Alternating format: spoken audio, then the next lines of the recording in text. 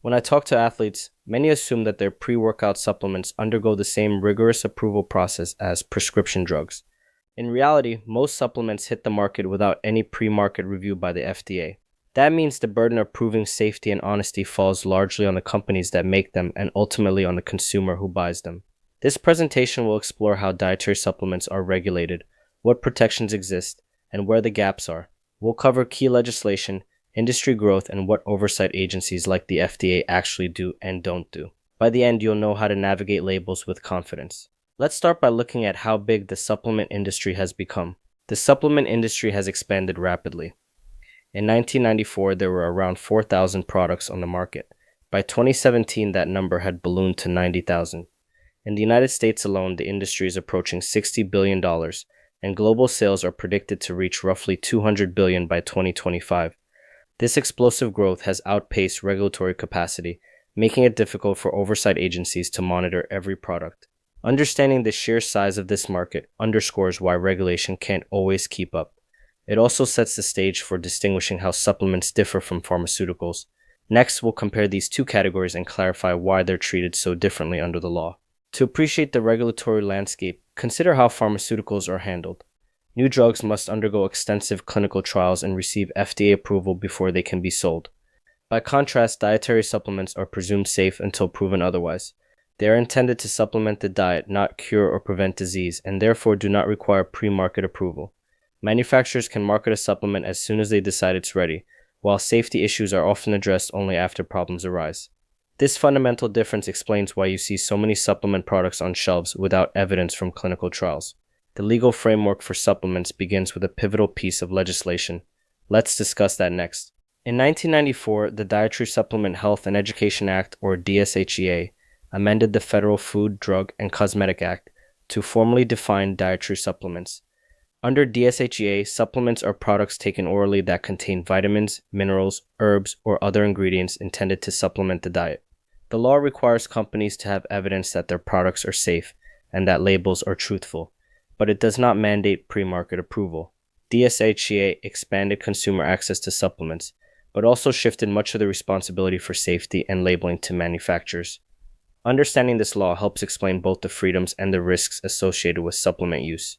With DSHEA in mind, let's examine what the FDA actually regulates. Despite not approving supplements before they hit the shelves, the FDA still plays an important role. The agency establishes current good manufacturing practices, cGMP, to ensure that products meet standards for identity, purity, quality, and strength. It requires labels to disclose essential information such as product identity, net contents, directions for use, and a supplement facts panel listing ingredients. The FDA also monitors adverse event reports and inspects manufacturing facilities. When it identifies adulterated or misbranded products, it can issue warning letters, mandate recalls, or ban imports. This post-market enforcement is crucial but limited by resources. Next, we'll look at what the FDA doesn't do and why that matters. It's equally important to understand what the FDA does not do. The agency does not approve dietary supplements before they enter the market, nor does it evaluate or verify ingredient claims prior to sale. Manufacturers, not regulators, determine what goes into a supplement and in what amounts.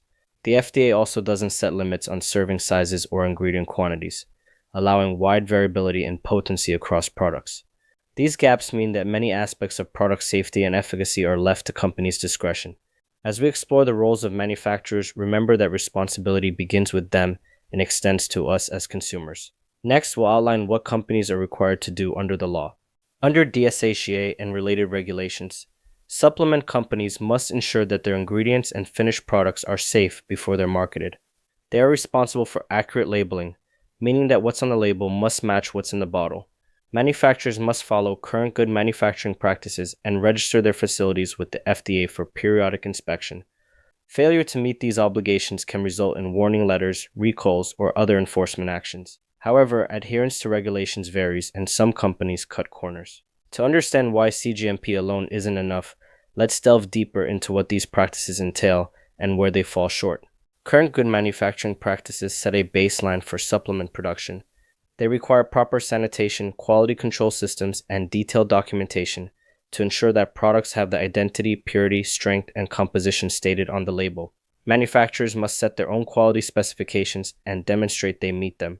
However, cGMP standards can vary significantly among companies, and compliance does not guarantee that a supplement is free of contaminants or accurately dosed. In other words, cGMP is necessary but not sufficient for ensuring quality. To see how the FDA responds when problems arise, let's discuss post-market enforcement. Because supplements bypass pre-market approval, FDA oversight largely occurs after products are on the market. The agency inspects manufacturing facilities, screens imported goods, and reviews adverse event reports submitted by consumers and health professionals. When it discovers adulterated or misbranded products, the FDA can issue warning letters, coordinate recalls, or ban imports. A recent example involved products labeled as tejocote root that actually contained a toxic plant called yellow oleander, prompting a consumer alert and enforcement action.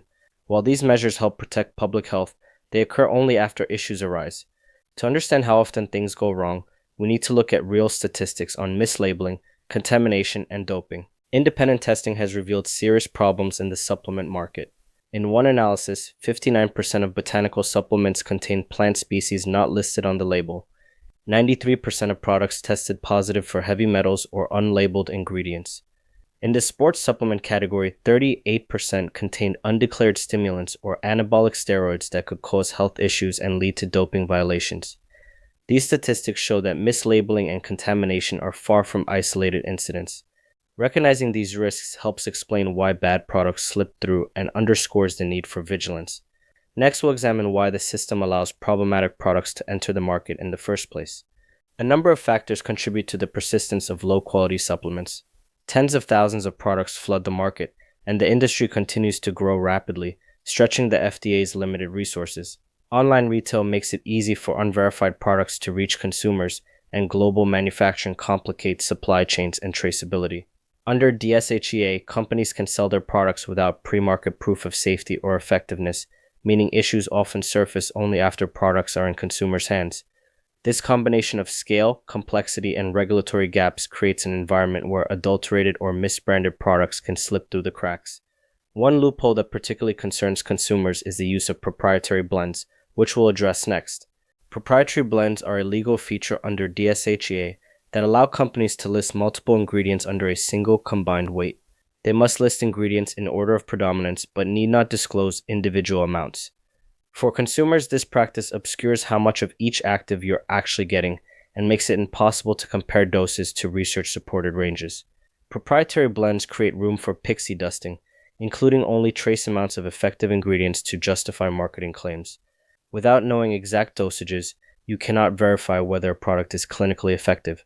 Because of these limitations, many informed consumers turn to third-party testing for reassurance, which we'll explore next. To bridge the gap between regulation and consumer safety, independent laboratories offer third-party testing services. These labs have no financial ties to supplement manufacturers and therefore provide objective evaluations.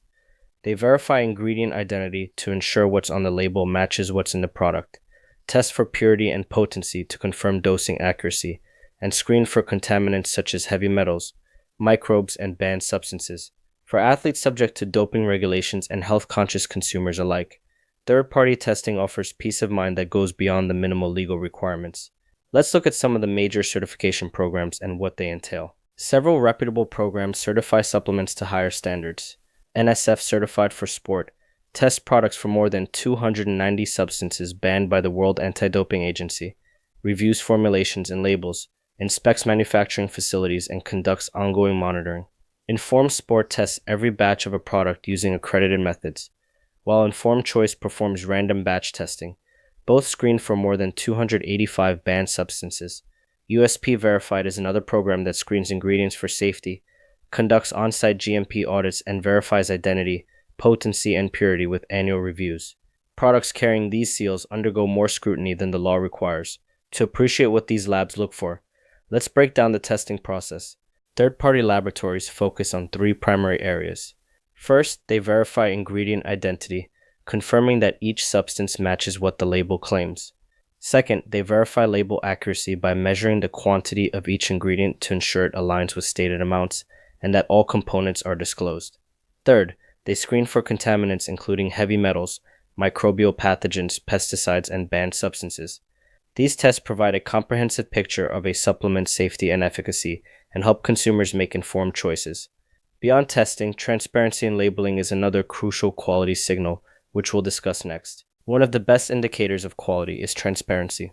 Brands that fully disclose their ingredient list and dosages, avoiding proprietary blends, show they have nothing to hide. When doses align with ranges established in published research, you can be confident you're getting clinically relevant amounts. Clear sourcing information and batch-specific certificates of analysis give you a window into supply chain integrity and product consistency. These transparency practices signal a commitment to consumer trust and differentiate reputable companies from those relying on hype. To help protect yourself, it's also important to recognize red flags, which we'll outline next. As you evaluate supplements, watch out for proprietary blends that hide individual ingredient amounts. Be wary of products making unrealistic claims like build muscle 10 times faster or boost testosterone by 400%. Claims of lab tested without specifying which lab conducted the testing or offering any results should raise suspicion. Also avoid products with no manufacturer contact information or those with vague made-for statements that obscure accountability. Spotting these red flags helps you steer clear of products that may be ineffective or unsafe. Now that you know what to avoid, let's discuss proactive steps you can take to protect yourself. There are several steps you can take to safeguard your health when choosing supplements. Always read the supplement facts panel to verify ingredient amounts and compare them to research-supported ranges. Use reliable sources such as the FDA, the National Institutes of Health Office of Dietary Supplements, and peer-reviewed journals to research each ingredient's safety and efficacy. Look for products that carry third-party certifications like NSF, Informed Sport, or USP Verified. Purchase from reputable brands with transparent labels and responsive customer service. By adopting these practices, you drastically reduce the risk of consuming adulterated or misbranded products. Consumer education doesn't stop here. It also plays a role in shaping the industry, as we'll see next. Educated consumers exert powerful pressure on the supplement industry. When you demand transparency, evidence-based dosing, and third-party testing, companies respond by raising their standards. Sharing what you've learned with friends and gym partners helps spread awareness and encourages others to read labels and question marketing claims. Advocacy efforts can also influence policymakers to strengthen oversight and modernize DSHEA to better protect consumers. By staying informed and vocal, you help create a market where high-quality, transparent products thrive. But to keep this perspective balanced, we should acknowledge that many supplements are safe when produced responsibly, which we'll discuss next. It's important to recognize that most supplements from reputable brands are safe and can be beneficial when used as intended. The majority of problems arise from unscrupulous manufacturers who cut corners or mislabel products. This underscores the importance of choosing well-established brands that value transparency and invest in quality testing. Vigilance doesn't mean fear. It means taking responsibility for what you put into your body. With the right information and careful choices, supplements can enhance your health and performance. Finally, let's summarize the key points and remind ourselves of our role in protecting our health. To wrap up, remember that dietary supplements are regulated differently than pharmaceuticals. Under DSHEA, they are presumed safe until proven unsafe, meaning manufacturers bear most of the responsibility for safety and labeling. The FDA sets manufacturing and labeling standards and takes action against adulterated products, but its oversight is primarily post-market. Product quality varies widely. Some supplements are safe and beneficial while others are misbranded or contaminated. To protect yourself, choose brands that fully disclose ingredients and doses. Seek out third-party certifications and research ingredients using credible sources. Ultimately, your health is your responsibility. By staying informed and vigilant, you can make the most of the supplement world without falling prey to its pitfalls.